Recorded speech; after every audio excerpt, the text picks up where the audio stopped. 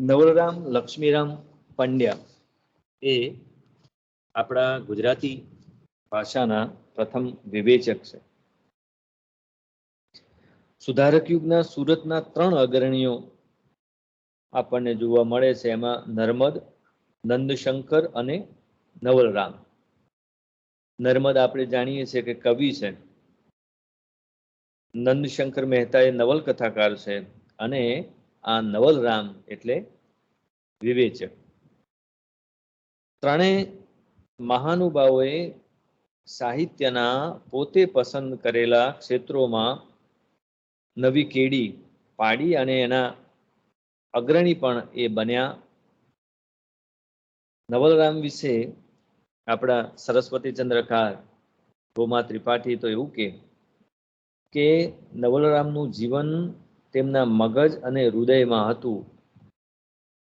વાંચવું, વિચારવું અને લખવું એ 3 ક્રિયાઓ સમુદ્રમાં નિરંતર પાણી ઉછળે એમ તેમના જીવનમાં ઉછળતી હતી. એટલે કે આ 3 વસ્તુઓ એમના જીવનમાં બહુ અગત્યનો ભાગ, વાંચવું, વિચારવું અને લખવું, એ આપણા નવલરામ પંડ્યાના જીવનમાં જોવા મળે છે. જન્મ 1836ની અંદર સુરતમાં થયો. એમની જન્મ તારીખ છે 9/3/1836.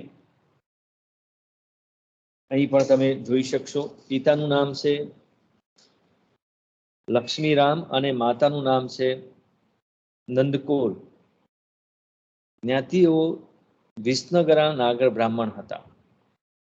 એમના પિતા લક્ષ્મીરામ માણેકચંદ પંડ્યા મહેતાજી તરીકે નોકરી કરતા. મહેતાજી એટલે શાળામાં શિક્ષક તરીકે એ નોકરી કરતા. માતા નંદકૌરબાર એ નિરક્ષર હતા, પરંતુ ધર્મપરાયણ, વત્સલ, સંસ્કારી ગૃહિણી હતા. નવલરામ બાળપણમાં સારી તંદુરસ્તી ધરાવતા ન હતા, એટલે કે એ બાળપણમાં બીમાર રહેતા ખૂબ, અને પરિણામે તેમનો સ્વભાવ શરમાળ અને અંતર્મુખી હતો. ગોવિંદ મહેતાની જે ગામઠી શાળા છોડીને 8મા વર્ષે સુરતના જે પ્રસિદ્ધ છે દુર્ગારામ મહેતાજીની સરકારી શાળામાં તેઓ દાખલ થયા અને ત્યાં એમને એક હોશિયાર વિદ્યાર્થી તરીકે નામના કાઢી. ફ્રી સ્કોલર તરીકે અંગ્રેજી શાળામાં એમને પ્રવેશ મળ્યો હતો. મેટ્રિક સુધીનો અભ્યાસ એમણે ત્યાં પૂરો કર્યો હતો, પરંતુ મેટ્રિકની પરીક્ષા તેમણે આપી ન હતી. એ જમાનાની રીત પ્રમાણે 11 વર્ષની વયે તેમના પ્રથમ લગ્ન શિવ ગૌરી નામની કન્યા સાથે થયેલા, પરંતુ લગ્ન પછીના થોડા જ વર્ષોમાં શિવ ગૌરીનું અવસાન થયેલું અને 14 વર્ષની વયે પાછા બીજા લગ્ન એ કરે છે મણી ગૌરી સાથે. આર્થિક સંજોગો નબળા હોવાના કારણે એમની ભણવાની ઘણી બધી ઈચ્છા હતી, પણ એ વધુ અભ્યાસ કરી શકતા નહોતા. એ જ રીતે એમની ગણિત, ભૂમિતિ આ બધા વિષયોમાં પણ અદ્ભુત સૂઝ હતી. શરૂઆતમાં સ્વામિનારાયણ સંપ્રદાયના સંસ્કાર અને ઉત્તર વયમાં આપણે જોઈએ તો વેદાંતના ઊંડા સંસ્કાર એમણે ઝીલ્યા હતા. આપણે જોઈ રહ્યા છે નવલરામ પંડ્યાના જીવન વિશેની વાત, એમના ઘડતર વિશેની વાત જોઈ રહ્યા છે.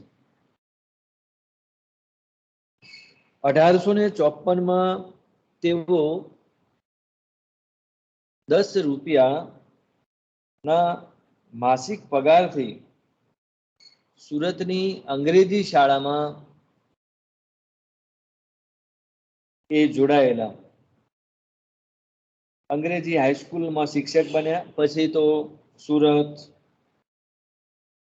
અમદાવાદ અને રાજકોટની ટ્રેનિંગ કોલેજ, ટ્રેનિંગ એટલે પીટીસી અને બીએડ જે રીતે હોય તો એને ટ્રેનિંગ કોલેજ કહીએ, તો એમાં અધ્યાપક રહ્યા, વાઇસ પ્રિન્સિપાલ પણ બન્યા અને પછી પ્રિન્સિપાલના હોદ્દાને પણ એમણે શોભાવ્યા હતા.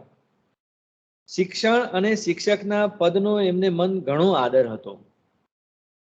એ નોંધે છે એક જગ્યાએ કે મહેતાજી બહુ મોટું તુજ નામ તેમ છે કામ, મહેતાજી બહુ મોટું તુજ નામ તેમ છે કામ, કર ખંતે મન ક્ષેત્રની ખરી ખેતી ધરી હામ. આપણા જાણીતા વિવેચક સર્જક ડોક્ટર જયંત પાઠક એવું કહે કે શિક્ષક અને શિક્ષણના વ્યવસાયના ગૌરવનું ભાન જગાડનાર અને પોતાની વૃત્તિથી એવા ગૌરવને વ્યાજબી ઠેરવનાર નવલરામ આપણા પ્રથમ શિક્ષણ શાસ્ત્રી માસ્તર કે મહેતાજીના નામ અને કામને મોટું કહેનાર એ જ આપણા પહેલા શિક્ષક. તો આ રીતે શિક્ષકને જે વ્યવસાય છે એને માન ભર્યો સ્થાપિત કરનારા અથવા તો કહેનારા એ આપણા આ નવલરામ છે. નવલરામ કેળવણીના ક્ષેત્રમાં રહ્યા, તેના અનુષંગે શાળા પત્રની તંત્રી પદની જવાબદારી પણ એમને સંભાળી એના ભાગે આવી. આ શાળા પત્ર એ પ્રાથમિક શાળાઓમાં એના શિક્ષકોના ઘડતર માટે નવા શિક્ષણના વિચારો અને એ અંગેનું આ સામાયિક છે અને એની તંત્રી તરીકે નવલરામ પંડ્યા કામ કરે છે. આથી શિક્ષણ અને સાહિત્ય બંને વિશે એમને વિચારવા અને લખવાનું જીવંત પર્યંત રહ્યું હતું. એમણે પોતે મહેતાજીનો ધંધો એવો એક લેખ લખ્યો છે અને હાસ્ય અને અદ્ભુત રસ એ વિષય ઉપર પણ એમને એક લેખ લખ્યો છે. તેમનામાં સ્વભાષાભિમાન ઉપરાંત જનતાના સંસ્કાર ઘડતરની ચિંતા જોવા આપણને મળે છે. આ જન્મ શિક્ષક રહેલા નવલરામે કવિતા, નાટક, જીવન ચરિત્ર, વિવેચન વગેરે ક્ષેત્રે એમણે પોતાનું પ્રદાન કર્યું છે. 52 વયની કાચી વયે નવલરામનું અવસાન થયું. તો આ આપણે નવલરામના જીવન વિશે 1888માં એ મૃત્યુ પામે છે. એમના સાહિત્ય વિશેની આપણે વાત કરીએ તો કવિતા નવલરામની એમણે બાળ લગ્ન 32 અને બાળ ઘર બાવડી એ 2 કાવ્ય સંગ્રહો આપ્યા છે. અહીં આપણે એક ધ્યાન દઈશું એમના શીર્ષક જે આપ્યા છે કાવ્ય સંગ્રહ બાળ લગ્ન 32. તો એના ઉપરથી આપણને ખ્યાલ આવશે કે એ સમયે સુધારક યુગમાં જે બાળ લગ્નોની પ્રથા પ્રચલિત હશે અને એમાં બદલાવ લાવવા માટે એમણે આ લખ્યું છે. એ રીતે બાળ ગરબાવાળી એટલે કે આ પ્રકારના જે ગરબા પણ લખ્યા છે. તો આ રીતે સાહિત્યનો ઉપયોગ એમણે સમાજ સુધારવા અંગે કર્યો છે એ આપણે અહીં જોઈ શકીએ છીએ. તો અહીં એમનો જે કાવ્ય સંગ્રહ છે પહેલો કાવ્ય સંગ્રહ, તો એની અંદર જોઈશું તો એ સમયના પ્રાણ પ્રશ્નો જેવા કે બાળ લગ્નો, સ્ત્રી સુધારણા, કજોડા એ વિશે એમણે હિત ચિંતા છે. કવિ નવલરામ સુધારાનું આલેખન કરે છે. બીજા સંગ્રહની અંદર પણ બાળ જીવન, શાળા જીવન, પ્રકૃતિ ચિત્રણ, ગુજરાતના ઇતિહાસ ભૂગોળ, સામાજિક પરિસ્થિતિ એનું ચિત્રણ કર્યું છે. એમાં ઇતિહાસની આરસી તેમજ ગુજરાતની મુસાફરી નામના કાવ્યો પણ નોંધપાત્ર છે. ખાસ કરીને જનાવરની જાન જે જાન કાવ્યમાં એમને બાળ લગ્નના કુરિવાજની તીવ્ર વિડંબના કરવા ઉપહાસ અને કટાક્ષનો આધાર લીધો છે. છેલ્લે કાવ્યમાં મુખર બનીને કહે છે કે જનાવરની આ જોડી બે પગા સારું. એટલે કે જનાવરોમાં તો બાળ લગ્નો કેવું હોય નહીં, પણ આ કયા 2 પગા જાનવરો માટે કે છે કે આ જાન જોડવી પડી છે. એવી વાત એ છેલ્લે લખે છે અને એ રીતે આપણને જાગૃત કરવાના પ્રયત્નો કરે છે. તો નવલરામ આ રીતે સુધારક યુગના રિવાજ પ્રમાણે અથવા તો સુધારક યુગના એક સર્જક તરીકે સમાજની ચિંતા અને એમાં ખાસ કરીને સમાજમાં વ્યાપેલી જે બદીઓ છે એને દૂર કરવા માટે કાવ્યનો ઉપયોગ કરે છે. નવલરામનું જે કવિત્વ છે એ સરળતાથી ચમક્યા છે. ખાસ કરીને પ્રકૃતિ ચિત્રણ હોય, ધર્મ, દેશપ્રીતિ જેવા વિષયો પણ એમની કવિતામાં નિરૂપણ પામ્યા છે. નવલરામે આરંભના વર્ષોમાં જે આપણે નર્મદમાં પણ જોયું હતું કે મહારાજા લાયબલ કેસ જે છે એ વિશે 250 પાના જેટલી એક દીર્ઘ કાવ્ય રચના કરેલી, પરંતુ એમનું જે સમતોલ વિચારક મન જ પછીથી કવિતા તરીકે એનો અસ્વીકાર કરે છે. આ ઉપરાંત એમને વસંત વર્ણન, સ્વદેશ સ્ત્રોત, સંસારનું નૂર છે નાર જેવી ગરબીઓ રચી છે. એ ગરબીઓ જોતા આપણને થાય કે શું કવિ બનવાની તમામ શક્તિઓ એમનામાં હતી એ આપણે એમાં જોઈ શકીએ છીએ. આપણા વિવેચક સર્જક નરસિંહરાવ દિવેટિયા મનોમુકુર ભાગ 1માં એમની કવિતા વિશે કહે છે કે આ સુંદર ગરબીઓ બાળકીઓના અર્થે રચેલી છે. જે રચનાઓ થઈ છે એ બાળકીઓ માટે રચનાઓ એમણે કરી છે અને છતાં તેમાં નવલરામનું કવિત્વ, રસિકતા, શૈલીની સુઘડ સુંદરતા, જન સમુદાય અને વિશેષ લોકોના સ્વભાવનું સંક્ષિપ્ત શૈલીમાં આલેખન, એમની દેશપ્રીતિ, ધાર્મિકતા ઇત્યાદિ અનેક લક્ષણોનું સચોટ દર્શન આપણને આ સર્જકમાં જોવા મળે છે. આ એમનો જે આ અભિપ્રાય છે એ યથાર્થ છે. એમનું જે બહુ જાણીતું કાવ્ય છે જનાવરની જાણ, તો અત્યારના સમયમાં પણ આપણે જોઈએ કે અત્યારે પણ સમાજમાંથી બાળ લગ્નની બધી સંપૂર્ણપણે નાબૂદ કરી શકાય નથી અને બાળ લગ્નની વિડંબના આજે પણ એમની એમ ઊભી છે. તો એનું સરસ વિડંબના કરતું, ઉપહાસ કરતું આ કાવ્ય છે. નવલરામે અકબર બીરબલ નિમિત્તે કાવ્ય રંગ કેટલીક ચાતુરીભરી સભારંજની કવિતા પણ આપી છે. વીરમતી નાટકમાં આવતું ગદ્ય પણ નવલરામની કવિત્વ શક્તિના ચમકારા દેખાડે છે. તો નવલરામની એક બીજી વિશેષતા છે એ એમને મેઘ છંદ, આ નવા પ્રકાર અથવા તો પૂર્વે ન હતો એવો છંદ એ અહીં પ્રયોજે છે. મેઘ છંદ, કવિ કાલિદાસના મેઘદૂતનું ભાષાંતર એમણે આપ્યું. સુંદરમ એમના વિવેચન ગ્રંથ અર્વાચીન કવિતામાં નવલરામના આ પ્રયોગશીલ વલણની પ્રશંસા કરે છે અને એના વિશે નોંધે છે. નવલરામે ભલે થોડીક પણ એકંદરે કહીએ તો એમને સત્વશીલ એવી કવિતાઓ આપી છે. ભાષા અને છંદ પરનું પ્રભુત્વ, શૈલીની શિષ્ટતા, સંસ્કારિતા નવલરામની સર્જકતાના ઉજળા પાસા છે.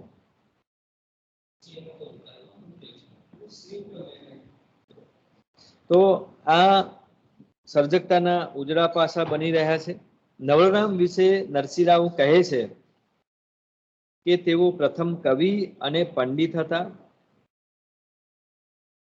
પછી વિવેચક અર્થાત કવિ તથા પંડિત હતા માટે જ વિવેચક થયા એ ભૂલવું ન જોઈએ. નવલરામની આ સાહિત્ય પ્રવૃત્તિની આ સમતોલ વિવેચના આપણે ચોક્કસ કહી શકીએ. તો કવિ અને પંડિત ઉપરાંત વિવેચક એવા નવલરામ પાસેથી આપણને બે નાટકો પ્રાપ્ત થાય છે. એક છે ભટ્ટનું ભોપાળું અને બીજું નાટક છે વીરમતી. ભટ્ટનું ભોપાળું જે એમનું નાટક છે એ ફ્રેન્ચ નાટ્યકાર મોલિયર ના એક નાટકનું અંગ્રેજી નાટ્ય લેખક ફિલ્ડિંગે મોક ડોક્ટર લખેલું અને એના ઉપરથી એમણે ગુજરાતીમાં અનુવાદ કર્યો છે. દેશકાળને અનુસરી થતા અનુવાદને રસાનુસારી અનુવાદ તે પોતે કહે છે. ભટ્ટનું ભોપાળું આવું રસાનુસારી અનુવાદ છે એમનું. મૂળ તો એ અંગ્રેજીમાં હાસ્ય કટાક્ષ દ્વારા સંસાર સુધારાનો ઉપદેશ હતો તે નવલરામે આ નાટકમાં જાળવી રાખ્યો છે. અને આપણા સમાજમાં, ગુજરાતી સમાજમાં ચાલતા કન્યા વિક્રયના ચાલને લક્ષ્યમાં રાખીને એ અનિષ્ટને હાસ દ્વારા ખુલ્લું પાડવાનો એમાં પ્રયત્ન થયો છે. વૃદ્ધ માણસ સાથે એક નાનકડી કન્યાને પરણાવી એને અટકાવવા તેના પ્રિય પાત્ર સાથે પરણાવવાની કરતાની યોજના નાટકનું મુખ્ય પ્રયોજન બને છે. એટલે કે આ જે નાટક છે જે ભટ્ટનું ભોપાળું એનું જે કથા વસ્તુ તો આટલું જ છે કે એક વૃદ્ધ સાથે પરણાવવા ગોઠવેલું છે અને એને પરણાવવાનું અટકાવીને યુવતીને જે પાત્ર ગમે છે એ સાથે પરણાવવાની યોજના છે. એમાં પાત્રો જોઈએ આપણે ભટ્ટના ભોપાળાની અંદર તો ચંદા છે, નથુશા, ઝુમખા શાહ આવા પાત્રો છે. એના સંવાદોમાં જોઈએ તો ગ્રામ્યતા પ્રવેશેલું જણાય છે. અને એ મર્યાદા બાદ કરીએ તો નરસિંહરાવ દિવેટિયા કહે છે એમ ગુર્જર ભાષામાં ખરા હાસ્ય રસનો ગ્રંથ માત્ર આ ભટ્ટનું ભોપાળું જ હતો. એ સમયે હાસ્યરસ વિશે બહુ ઓછું લખાતું તો એમાં આ જે ગ્રંથ છે એ ગ્રંથ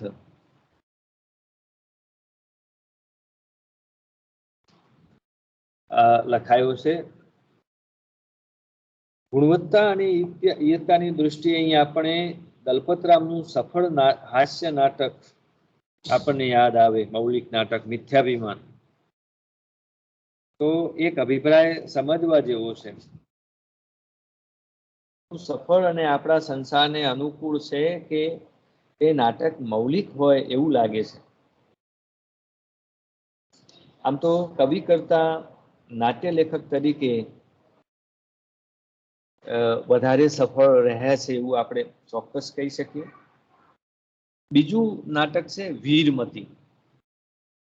તો આ વીરમતી એ પણ ઐતિહાસિક કથા વસ્તુ આધારિત એમનું મૌલિક નાટક છે. એનું કથા વસ્તુ લેવામાં આવ્યું છે આપણા રાસમાળામાંથી. ફાર્બસ અને દલપતરામે જે રાસમાળા રચી છે એમાંથી એનું કથા વસ્તુ લેવામાં આવે છે. વીરમતી નું એક તો પાત્ર પહેલું જ નામ આપણે જાણી શકીએ છીએ કે વીરમતી એ જ હશે. માળવાના જગદેવ પરમારના પરાક્રમોનું અર્ધ ઐતિહાસિક કથા વસ્તુ અને એની સાથે કેટલીક દંતકથાઓ સાંકળી લઈને આ લખાયું છે.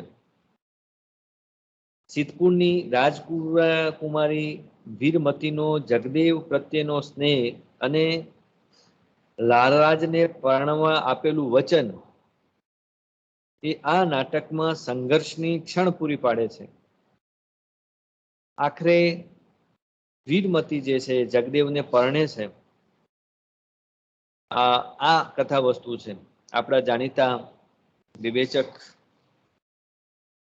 ગોરધનરામ ત્રિપાઠીએ તો આ નાટકની કેટલીક મર્યાદાઓ આપણને ચિંધી બતાવી છે. એના ખાસ કરીને કલા વિધાન અંગે કેટલીક મર્યાદાઓ તે સમયે દર્શાવી છે.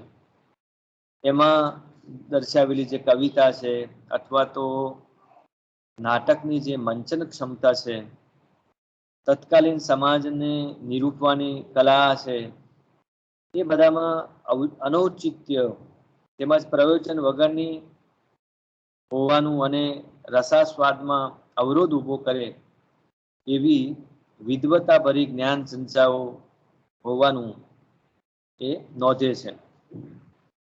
છતાં નાટકમાં કેટલીક કવિતાઓ જે છે એ આસ્વાદ્ય છે. લેખકનું જે સંવાદ કૌશલ્ય છે એ ઉપરાંત વીર, શૃંગાર તેમજ અદ્ભુત રસના છાંટણા નાટકને લોકપ્રિય અવશ્ય બનાવે છે. ભટ્ટનું ભોપાળુમાં નર્મદને હાસ્ય રસનો અભાવ અને અસંભવ દોષ દેખાયો. જો કે નવલરામ એનો સરસ જવાબ આપે છે કે કવિ, તમે હાસ્ય રસનું શાસ્ત્ર જ સમજતા નથી.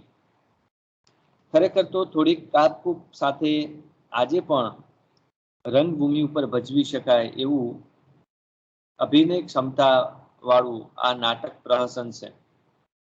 તો એની તુલનાએ આપણે જોઈએ તો વીરમતી જે છે એ વીરમતીમાં ગંભીર કહી શકે એ પ્રકારનું ગંભીર નાટક છે. સીધા જ ઉપાડવાળી 5 અંકની એ નાટ્યકૃતિ છે અને એમાં પણ નવલરામની ઊંડી સૂઝ આપણે જોઈ શકીએ છીએ. નવલરામે જો નાટક લખવાનું ચાલુ રાખ્યું હોત તો આપણને ઉચ્ચ પ્રકારના અથવા તો ઉત્કૃષ્ટ કલા સંવિધાન વાળા આપણને નાટકો ચોક્કસ મળ્યા હોય. હવે વિવેચક તરીકે જે પ્રસિદ્ધ છે અને એમનો જે ગ્રંથ છે નવલ ગ્રંથાવલી, એ ગુજરાતી સાહિત્યમાં નર્મદે કવિતા વિશે કેટલાક છૂટક અભિપ્રાયો આપ્યા છે ટીકા કરવાની પ્રથા રૂપે. પરંતુ જો કોઈએ શાસ્ત્રીય રીતે અને તુલનાત્મક વિવેચનનો જો કોઈ વ્યવસ્થિત પ્રારંભ કર્યો હોય તો એ પ્રારંભ કરનારા આપણા નવલરામ પંડ્યા છે. નવલરામ નોંધે છે એમના ગ્રંથમાં કે બીજા છોકરા રમે ત્યારે પોતે જુદા પડી આકાશ, સૂર્ય, ચંદ્ર અને તારા ભણી જોઈ રહે અને તેના વિચારમાં પડી જાય. તો આ રીતે બાળપણથી જ એ ચિંતનશીલ પ્રકૃતિના હતા એવું આપણે આ વિધાનના આધારે ચોક્કસ કહી શકીએ.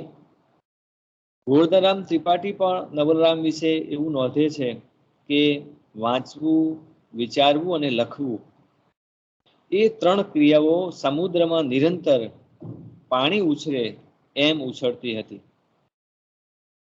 તો આ રીતે ચિંતનશીલ પ્રકૃતિ એમની બાળપણથી હતી અને આજીવન રહી છે.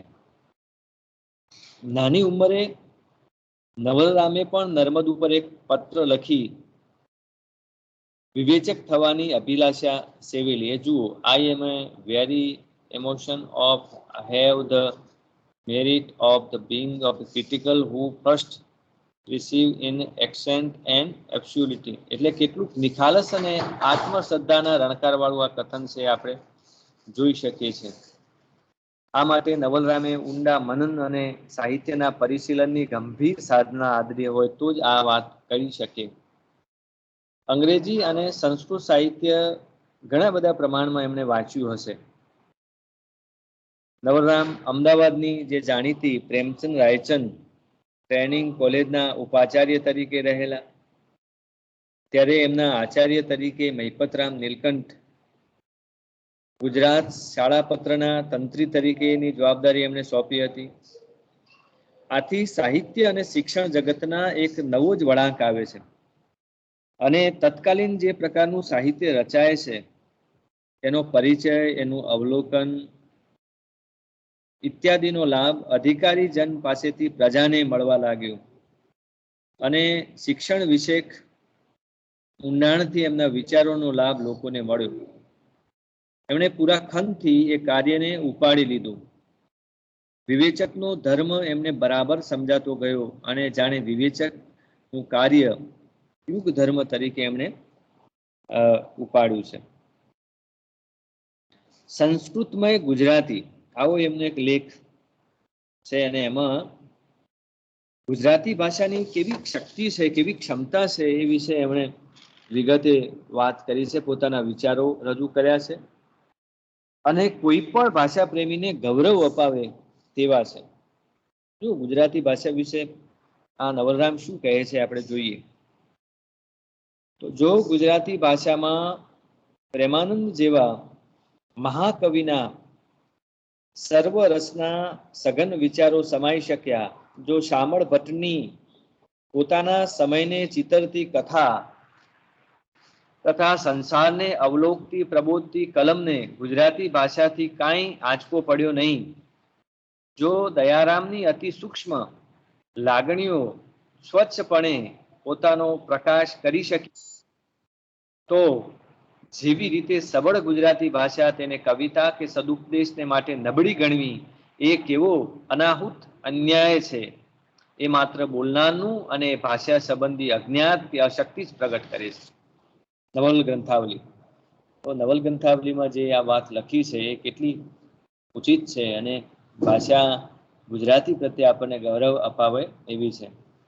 ગુજરાતી ભાષાનું પ્રથમ વ્યાકરણ લખનાર જે અંગ્રેજ અધિકારી છે રેવર્ડન ટેલર, તો એમનું જે ગુજરાતી ભાષાનું વિધાન છે કે ગુજરાતી આર્યકુળની સંસ્કૃતિની ઘણી ઉત્કૃષ્ટ ભાષાઓની શાખા તેને કોણ અધમ કહે છે, એ રજૂ કરીને એ નવલરામ પોતે કહે કે આવા વચન પરદેશીના મુખે સાંભળીને કયો ગુજરાતી પોતાની જન્મ ભાષાને જંગલી કહેતા નહીં લાજી મરે, એ સવાલ અમે અમારા વાસનાને પૂછીએ છીએ. તો આ રીતે ગુજરાતી ભાષાઓને, ગુજરાતી ભાષા બોલનારાઓને એ આ સવાલ પૂછે છે કે આપણી ભાષા સમૃદ્ધ છે, આપણી ભાષા સત્વશીલ છે. એમણે સાહિત્ય સિદ્ધાંતોની ચર્ચા કરી છે. કવિતા, રસ, છંદ, શૈલી, નાટક, નાટ્ય ભાષા, ભાષાંતર, એક ભાષા તરીકે, એક લિપિ તરીકે ગુજરાતી ભાષા, માતૃભાષાનું શિક્ષણ મળવું જોઈએ કે કેમ, આ બધા વિષય ઉપર એમના મૌલિક વિચારણા છે. આજે પણ એ વિચારણા એટલી જ પ્રસ્તુત છે એવું આપણે ચોક્કસ કહી શકીએ. અભ્યાસીઓ માટે એ ગ્રંથ માતૃભાષા વિશે ની વાત આજે પણ ફરીથી આપણે વાંચવી જોઈએ અને સમજવી જોઈએ. કેટલીક કૃતિઓ એ સમય કરણ ગેલો છે, કાંતા નાટક છે, નર્મદ કવિતા છે, સુબોધ ચિંતામણી, દુષ્ટ ભાર્યા, દુઃખ દર્શન, અંધેરી નગરીનો ગંધર્વ છે જેવી કૃતિઓના એમણે ગ્રંથાવલોકનો કર્યા છે. અને ઘણી વખત આ રીતે કૃતિ નિમિત્તે લખાયેલા લખાણો, વિવેચનો અસરકારક બન્યા છે. કાવ્ય સંબંધી વિચારો હોય કે પછી હાસ્ય અને અદ્ભુત રસ, પ્રેમાનંદનું મામેરું નિમિત્તે રસ નિરૂપણની શક્તિ વિશે, નાટક અને નાટ્યની કળા વિશે, નર્મદની કવિતા વિશે, દેશી અંગણ અંગેનો લેખ, એક સજ્જ જે અભ્યાસુ વ્યક્તિ છે, વિચારક છે, ચિંતક છે, એની આપણને યાદ અપાવે અને એમના ગુણો એમને સફળ વિવેચક બનાવે છે. રઘુવંશના અનુવાદ વિશે, એની અનુવાદની સમીક્ષા વિશે પણ એમને પોતાના વિચારો મૂકી આપ્યા છે. છેલ્લે આપણી વાત પૂરી કરું કે નવલરામ વિશે ગોરધરામ જે કહે છે કે મદ શોધનારી સૂક્ષ્મ દૃષ્ટિ પરીક્ષકમાં હોવી જોઈએ.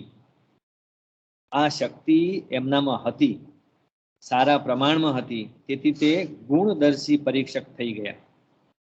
એટલે કે નિરીક્ષિતનો વિવેક કરીને કોઈના પ્રત્યે રાગ દ્વેષ રાખ્યા વગર તટસ્થતાપૂર્વક એમને મૂલ્યાંકન કર્યું છે અને એ રીતનું વિવેચન આપ્યું છે. અને એટલા માટે વિજયરાય વૈદ્ય એમની વિવેચનાને મધુકરનો ગુંજારાઓ કહ્યું છે. અર્વાચીન સાહિત્યના ઉદયકાળમાં ઉચ્ચ સુરુચિ ઠરેલ વિવેક બુદ્ધિ અને સમતોલ દૃષ્ટિથી સંમવિત લોકભોગ્ય વિવેચનની પ્રણાલી સ્થાપિત કરતો આવો સમર્થ વિવેચક ગુજરાતને પ્રાપ્ત થયો તે ઓછા સદભાગ્યની વાત નથી. એવો જે ધીરુભાઈ ઠાકર અભિપ્રાય આપે છે એ સાર્થક છે. તો આજે આપણે આટલી જ વાત સુધારક યુગના જે મહત્વના વિવેચક છે એ